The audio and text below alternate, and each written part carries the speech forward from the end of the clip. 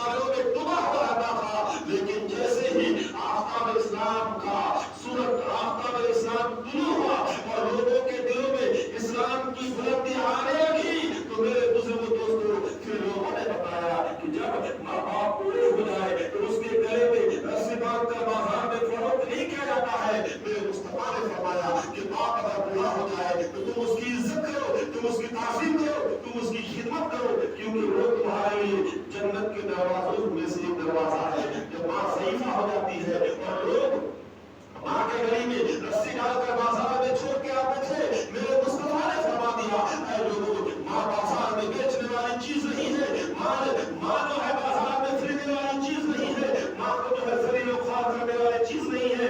اے نوجوانوں، ماں کے قدموں کے دیوے تمہاری جنت ہے۔ میرے مصطفیٰ نے اس بات کو بتا دیا کہ عرب کے رہنے والوں، اے قوم قریش، جب تمہارے گھر میں بیٹی پیدا ہو تو تم اسے اپنے لیے بے عزتی مت تصور کرو، بلکہ تمہارے گھر میں جب بیٹی پیدا ہو تو مصطفیٰ نے فرما دیا کہ وہ تمہارے لیے رحمت لے کر آئی ہے۔ جب وہی بیٹی جوان ہوتی ہے اور باپ اس کو صحیح طریقے سے اسلامی پرورش کر کے نکاح کراتا ہے تو میرے مصطفیٰ فرماتے ہیں کہ وہ باپ جنتی ہے جس نے اپنی بیٹی کی صحیح پرورش کی اور اس کو روک مقررہ پہ نکاح کرا دیا۔ پھر میرے ملت کے نوجوانوں، میرے مصطفیٰ فرماتے ہیں کہ جب اسی بیٹی کا نکاح کسی مرد سے ہوتا ہے تو میرے آقا ارشاد فرماتے ہیں النکاح نصف ایمان، کہ تمہارا ایمان وہ خاتون مکمل کرتی ہے۔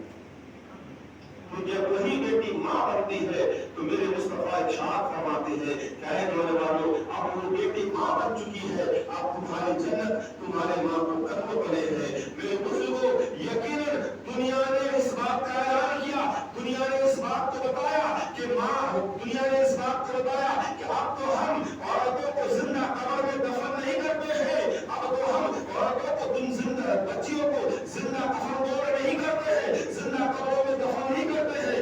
البتہ عورتوں کی زندگی کو جب تباہ و برباد کرنے لگا تو میرے مصطفیٰ نے ارشاد فرما دیا اے لوگوں، عورتوں سے بے حیائی اور بدسلوکی نہ کرو، بلکہ وہ تمہارے لیے راحت کی چیز ہے، تمہارے ایمان کو مکمل کرنے والی چیز ہے۔ دنیا نے یقیناً اس کو غلط کہا، لیکن کسی نے اس کو ایکسپٹ نہیں کیا، کسی نے اس کے مطابق عمل نہیں کیا۔ میرے مصطفیٰ نے فرمایا لیکن اس پر عمل کر کے دکھایا کہ جب میرے مصطفیٰ کی عمر 25 سال کی تھی تو میرے مصطفیٰ 40 سال کے بیوہ سے نکاح کر کے اعلان کر دیا کہ اے لوگوں، عورت چاہے ضعیفہ کیوں نہ ہو جائے، عورت چاہے بیوہ کیوں نہ ہو جائے، وہ تمہارے ایمان کو مکمل کرنے والی ہے۔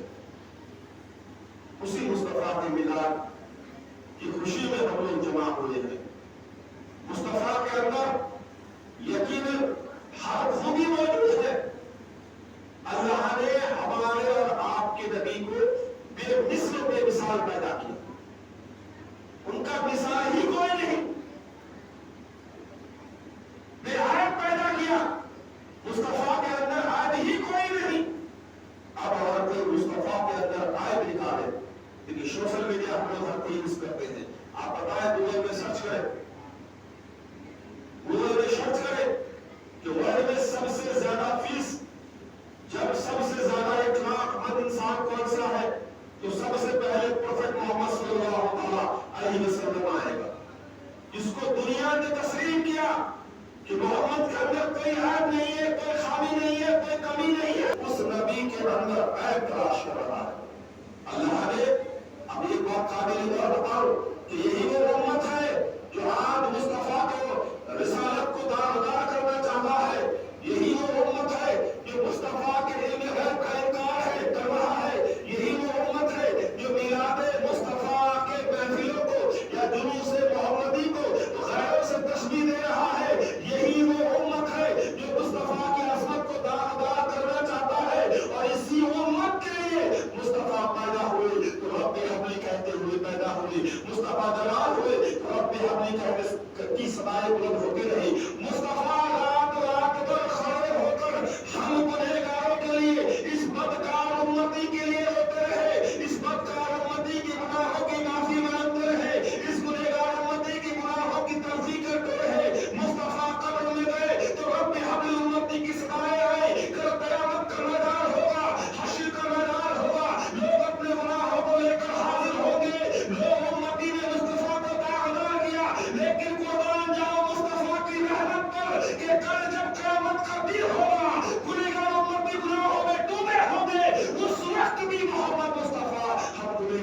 याद करेंगे। उस वक्त भी मुस्तफा जाने रहमत हम गुनहगारों को फरामोश नहीं करेंगे, बल्कि याद करते रहेंगे। ये मेरे अल्फाज नहीं, ये हदीस मुबारक के अल्फाज है। मेरे मुस्तफा क़यामत का ज़िक्र फरमा रहे थे, एक साहबी खड़े हुए, अर्ज़ किए, या रसूलुल्लाह सल्लल्लाहु अलैहि वसल्लम, कल क़यामत का दिन होगा, आदम से लेकर सुबह क़यामत तक जितने भी लोग होंगे सब वहां पर जमा होंगे। या रसूलुल्लाह, हम आपको कहां तलाश करें, हम आपको कहां तलाश करें? मेरे आका मोहम्मद रसूलुल्लाह सल्लल्लाहु अलैहि वसल्लम इरशाद फरमाते हैं, ऐ मेरे सहाबियों, कल क़यामत का दिन जो 50,000 साल होगा, सूरज बिल्कुल सर के करीब आ जाएगा, लोग अपने गुनाहों में डूबे हुए होंगे। हदीस मुबारक में आता है कि जिसका जितना गुनाह होगा वो अपने पसीनों में उतना डूबा हुआ होगा। अल्लाह अकबर, लोग आदम के पास जाएंगे कि आदम हमारी सिफारिश फरमा दे। आदम कहेगा मैं करने वाला नहीं हूँ, मैं कर नहीं सकता हूँ। नूह के पास आएंगे, शीश के पास आएंगे, इब्राहिम के पास आएंगे, सारे नबियों के पास आएंगे, सबके पास से मायूसी मिलेगी और एक तरफ रब्बी हबली उम्मती की सदाए बुलंद होगी। लोग मुस्तफा की बात में हाजिर होंगे। अर्ज़ किया साहबा ने, या रसूलल्लाह, क़यामत के दिन हम आपको कहां तलाश करें? मेरे आका ने इरशाद फरमाया, ऐ मेरे सहाबियों, कल क़यामत का दिन होगा, लोग नफ्सा नफ्सी के आलम में होगा, कोई किसी का सामने वाला नहीं होगा। अलाखिलो यौमाइज़िन बाज़ुहुम लिबास अदुव्वुन लिल मुत्तक़ीन, क़यामत के दिन पहला दोस्त एक दूसरे के दुश्मन होंगे सिवाय परहेज़गार और मुत्तकियों की। मेरे आका ने इरशाद फरमाया कि तुम मुझे क़यामत के दिन हश्र के मैदान में 3 जगह तलाश करना। तुम मुझे क़यामत के दिन हश्र के मैदान में 3 जगह तलाश करना। साहबे ने अर्ज़ किया, या रसूलल्लाह, वो 3 जगह कौन सी है? तो मेरे आका ने इरशाद फरमाया कि सबसे पहले तुम मुझे मीज़ान पे तलाश करना, जहां मेरी उम्मती, जहां नेकियां और बुराइयां तोली जाएगी, मैं वहां होऊंगा। जब मेरे उम्मती के अमाल तोले जाएंगे, अगर किसी उम्मती का अमाल कम हो जाए, गुनाह ज्यादा हो जाए, नेकियां कम हो जाए, तो मैं अपने आंखों के आंसुओं से उसके पल्ले को भारी कर दूंगा और उस उम्मती को जन्नत में भेजूंगा। अल्लाह अकबर। साहबा ने अर्ज़ किया, या रसूलल्लाह, अगर आप हमें मीज़ान पे भी ना मिले तो हम आपको कहां तलाश करें? मेरे मुस्तफा ने फरमाया, तुम मुझे हौज़ कौसर में तलाश कर लेना। लोग प्यासे के आलम में होंगे, गुनाहों का बोझ अपने सरों पे लेकर फिर रहे होंगे। मैं बिख्वाब कौसर के पास खड़ा रहूंगा, तुम वहां आओगे, मैं वहां देखूंगा कि मेरी कौन सी उम्मती प्यासा प्यासा फिर रहा होगा। मैं अपने दस्ते रहमतुल लिल आलमीन वाले हाथों से अपने उन गुनहगार प्यासे उम्मतियों को पानी पिलाऊंगा, आबे कौसर का जाम पिलाऊंगा। तो जाम ऐसा होगा कि जिसे एक बार कोई पिए तो उसे कभी प्यास न लगेगी। मेरे बुजुर्गों, दोस्तों, मेरे आका के बारे में अर्ज़ किया गया, या रसूलल्लाह, अगर आप हमें हौज़ कौसर में ना मिले तो हम आपको कहां तलाश करें? मेरे मुस्तफा ने फरमाया कि तुम मुझे पुल सिरात पे तलाश कर लेना। जब मेरे उम्मती अपने गुनाहों की कचरी सरों पे लादे हुए अपने बदकारी अमाल को लेकर पुल सिरात में से गुजरेगा।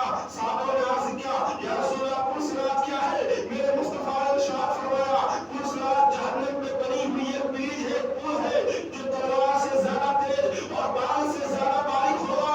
मेरे उम्मती अपने गुनाहों को लेकर जब पुल सिरात में से गुजरेंगे, कहीं पुल में से जहन्नम में ना गिर जाए, मैं अपने रहमत वाले हाथों को बढ़ाकर मेरे उस गुनहगार उम्मतियों को पुल सिरात पार करा दूंगा।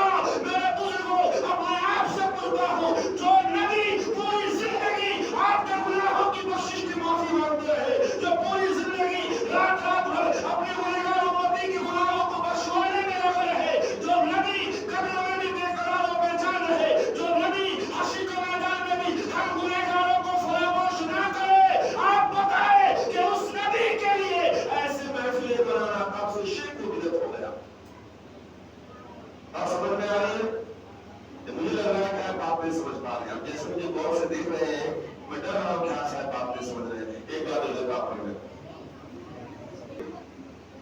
पूरी जिंदगी हम गुनहगारों की गुनाहों की माफी में लगे रहे, रात रात भर होते रहे। रोने का आलम ये था कि मेरे आका रात रात भर उस गुनहगार उम्मत की गुनाहों की माफी के लिए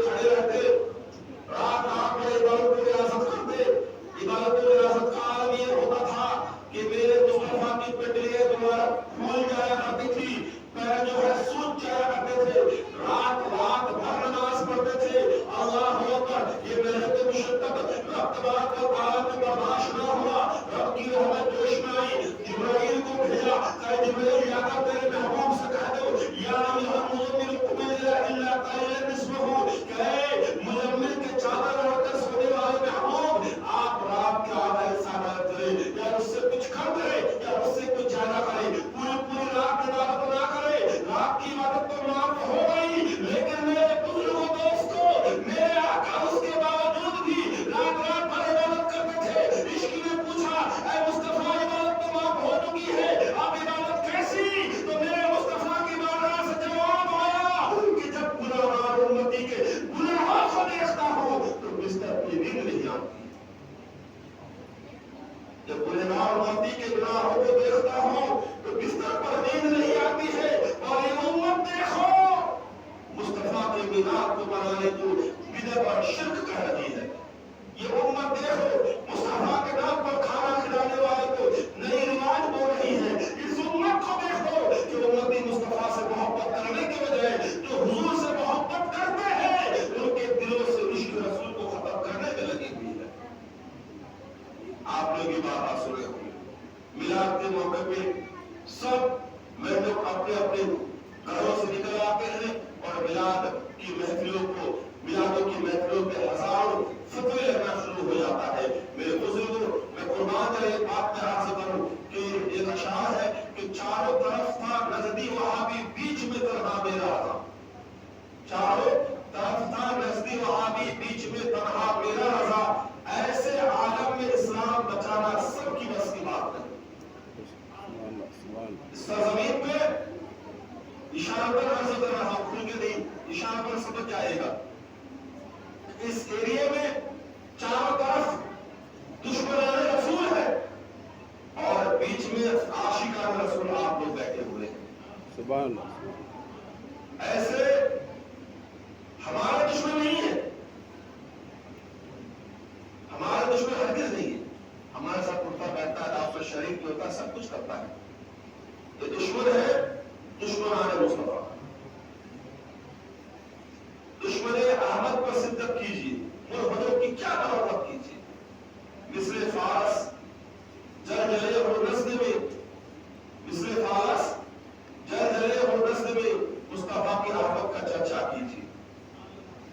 यकीनन एक बात को हमेशा याद रखिएगा कि जिन्होंने नबी पाक अलैहिस्सलाम से पक्की सच्ची मोहब्बत रखी और उनकी मोहब्बत में जिंदगी बशर क्या जिंदगी गुजारा, चाहे वो कहीं पे हो, उसका ईमान अल्लाह, उसकी ईमान की हिफाजत अल्लाह करता है। हजारों दुश्मनाने मुस्तफा के बीच में रहकर आपने खुशी में लोगों को खाना खिला रहे थे। यकीनन ये बहुत बड़ी कामयाबी है और रब की बारगाह में इसको बारहा अर्ज करना कि परवरदिगार ऐसे आशिकों के दिलों में तू अपनी मोहब्बत को और तो अपने रसूल की मोहब्बत को और पैदा करवा, ताकि ये लोग सुबह क़यामत अपने आने वाले नस्लों को ये बता दे कि सबसे गद्दारी करना, लेकिन मिलाद मुस्तफा से कभी गद्दारी नहीं करना, जाने शरीफ से कभी गद्दारी नहीं करना, क्योंकि यही वो चीज है जो तुम्हें आखिरत में बख्शवाने का काम करे। मेरे आका हुजूर सल्लल्लाहु अलैहि वसल्लम